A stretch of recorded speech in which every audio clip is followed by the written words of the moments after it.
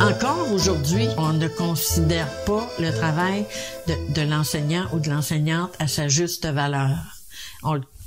C'est incroyable, là. Je regarde les pédiatres qui sortent là sur les états de situation pour les enfants qui sont médicamentés, pour les enfants qui sont...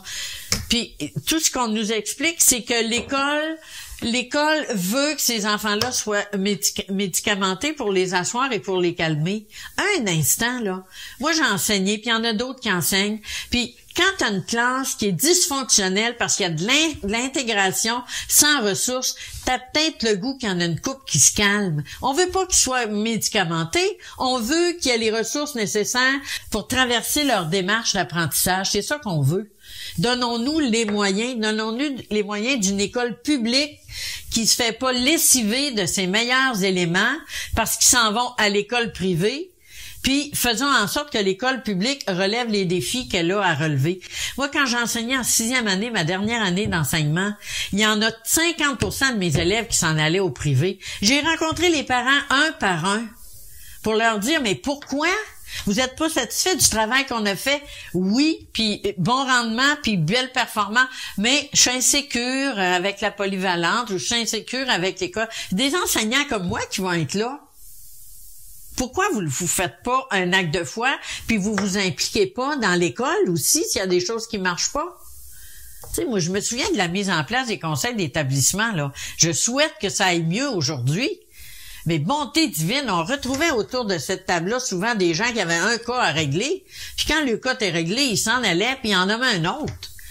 Tu sais, l'école, là, ça appartient à la communauté, mais il faut que ce soit géré en fonction du collectif des enfants qu'on a devant nous.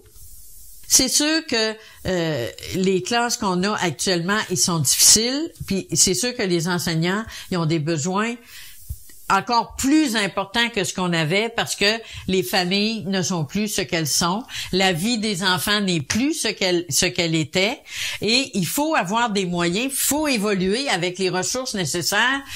Tu sais, c'est un peu anormal. Moi, je me souviens, là, j'ai une de mes brues là, qui enseigne, là. À part le lundi matin avec un sac d'épicerie pour donner à manger à ceux qui des bords tendres, des fruits, ça marche de même, là. Ici à Longueuil. Ici à Longueuil. Puis elle n'est pas la seule. Alors, qu'est-ce qu'on fait de nos enfants? Quelle sorte de milieu de vie qu'on leur donne? Puis les parents qui décident d'aller à l'école privée, moi, je respecte leur choix. Mais il y a une question de financement qui doit obligatoirement se poser. Quand j'entendais le ministre de l'Immigration cette semaine dire que la nouvelle loi qui s'en vient s'appliquerait aux écoles, aux enseignants des écoles publiques et non aux enseignants des écoles privées.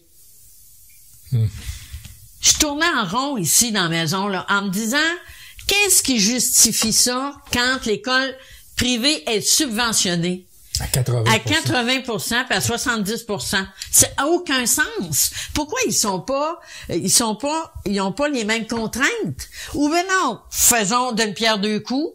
On les sort de l'application de la loi sur l'immigration, mais on les sort du financement public. Ouais.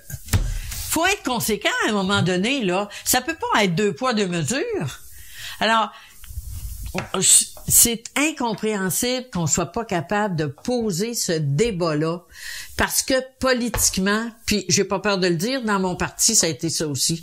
Politiquement, on n'ose pas soulever la question du financement des écoles privées. Ils se comparent à tour de bras à l'Ontario, mais l'Ontario, là, le système privé, les gens le payent. C'est tout. Mais ici, c'est le public qui le paye. Puis on écrème nos écoles. On écrème nos écoles en financement, puis on écrème nos écoles en élèves. Puis on en a besoin de ces élèves-là. Quand ils arrivent dans la vie ordinaire, ces enfants-là, là, ils côtoient tout le monde. Des gens de toutes les couleurs, de toutes les origines, de tous les milieux. Et on se surprend qu'il y en a quelques-uns qui décrochent. Mais non, on met pas nos culottes au Québec là-dessus, mais ça, c'est des choix. Puis moi, ça me prend encore autant que ça me prenait quand j'étais militante active au niveau de la centrale.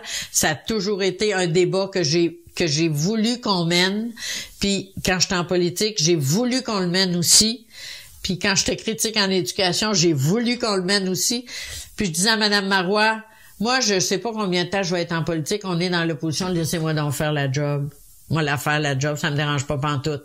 Les gens sont pas surpris de me voir faire ça. J'en payerai le prix politique, c'est pas grave. Ma carrière, là, elle était ailleurs. Mais non, c'était trop compliqué. Mais moi, je pense que tant et aussi longtemps qu'on fait pas ce choix-là, notre école publique, elle va nous arracher. Elle va nous arracher.